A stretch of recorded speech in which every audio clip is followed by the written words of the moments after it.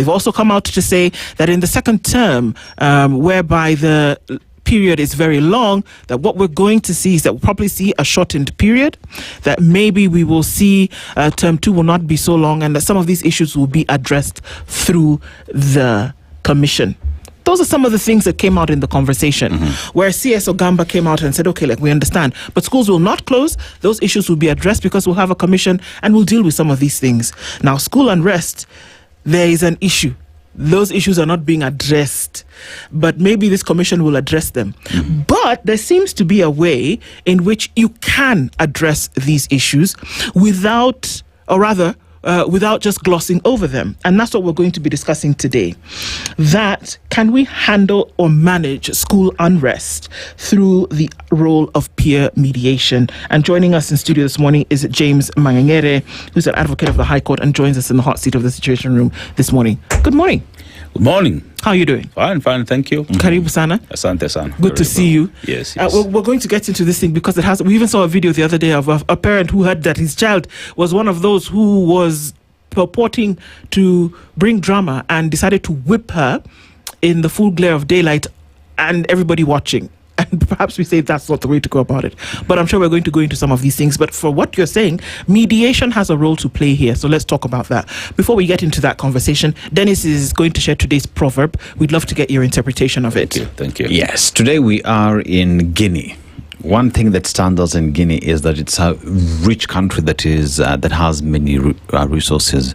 You talk about gold, diamond, bauxite as well, that is used in the production of aluminium. Let's go to the proverb. The God says, what belongs to the sheep does not involve me until the butcherman shows up. What belongs to the sheep doesn't involve me. Okay. Until the butcherman shows up. How would you interpret it?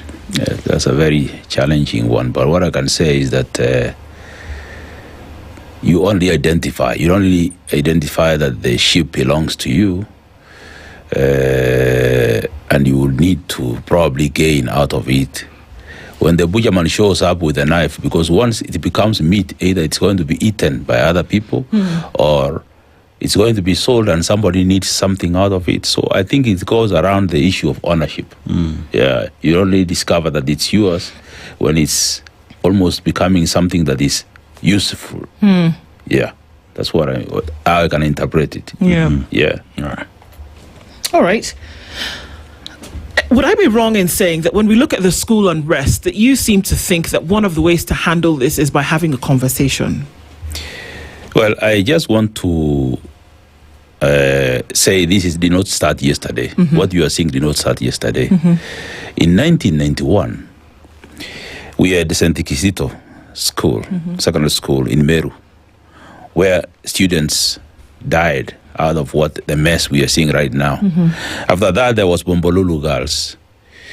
And all these times when these events have happened, the government has constituted commissions of inquiry. Yes. They have written reports, and either the reports have been shelved and we have moved on until another event takes place. You know, they always say that doing the same thing and expecting different results is what they call insanity. I think it's right time now Kenyans sit down and look at it.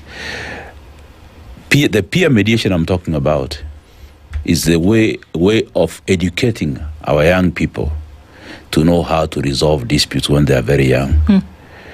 Educating them to be emotionally mature, to be calm in situations where the disputes arise, to have techniques of resolving disputes, first of all, between themselves before the teachers come in to intervene. Last week, I attended a conference in Boston, in Massachusetts, for mediators all over the world. And this issue about what's happening in our country was being discussed in the forums. So I tried to ask the mediators, these people who have been practicing from different countries, what have they done in those countries? And the first question they asked me is, in your country, do your schools have a peer mediation program? And I told them we introduced something like that 5 years ago, We have trained a number of mediators, but it appears the government has not impressed this idea of peer mediation. Why? Probably they believe there are other ways of resolving disputes, because what I'm seeing right now in our country is everybody blaming everybody. People are pointing fingers to the parents, others are pointing fingers to the government, others are pointing fingers to the students themselves, and this blame game is not solving a dispute that has been ongoing for the last, from 1991, I think it's almost 20 years, with several incidents of this type. So what I was told and what I've always been saying is that our children need to be trained on conflict competency from the early stages of life.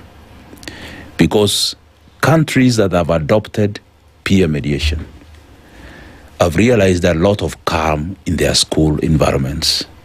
Students become emotionally mature and they deal with conflicts in a way that serves the interest of everybody.